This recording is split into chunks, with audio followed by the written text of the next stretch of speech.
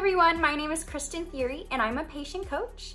So today I'm going to be talking about what an ostomy is and going over a couple other things that I wish I would have known when I first got my ostomy. So yay for education!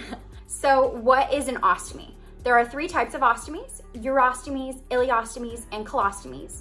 And basically what an ostomy is the small part of your bowel, or depending on what kind of ostomy is, that sticks out of your body. They also call it a stoma. So it's pink in color and a bag covers it in order to collect the waste or the urine. Let's talk about how this is created, because when you tell other people what an ostomy is, it may be a little bit difficult. Many of us may not even know how an ostomy was created.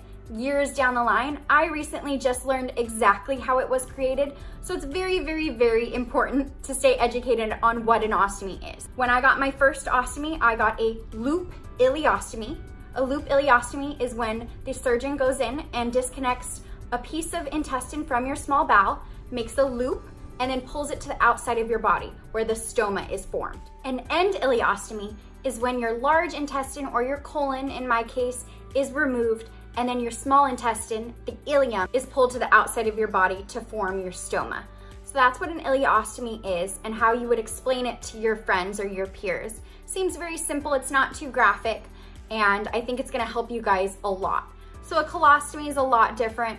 That involves your colon, and then your urostomy involves your bladder. I don't wanna go too far into it because one, I am not a doctor, and two, I'm not as educated as I am on an ileostomy. So definitely do your research and talk to your doctor more about these topics. So next I want to talk about what a blockage is and how can it happen. So when you have ostomy surgery, you have to think about the different complications that can come after the surgery. The only reason I'm telling you this is because it's something that I really wish that I would have known. A blockage could happen from food or anything that's going on with your intestine. There are several different things, but these are the things that I want to go over. So say you eat something can cause the intestine to have an obstruction. You can have a partial obstruction or a full obstruction that may need surgery.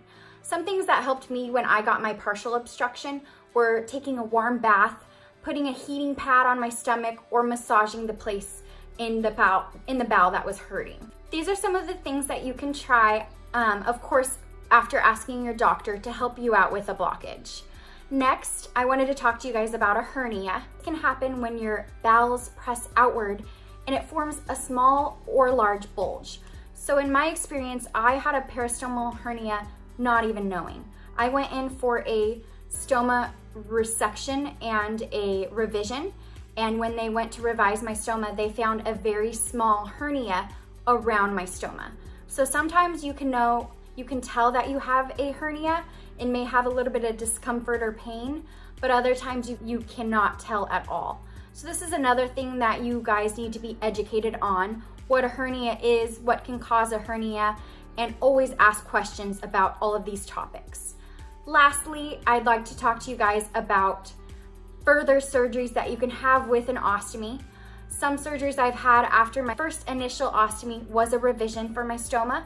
Sometimes revisions can be because of the spout being the wrong direction. It could be because of a blockage, a hernia. Lastly, I'd like to talk to you guys about leakage and skin irritation.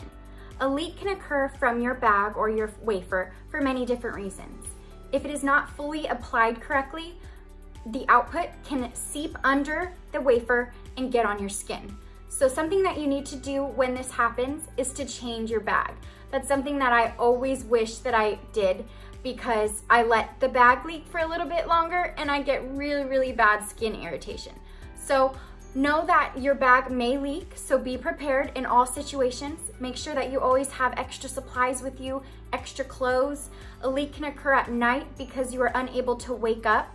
These are not fun, and I'm not trying to sugarcoat this, but I really think you guys need to know what a leak is and that it can happen with your ostomy.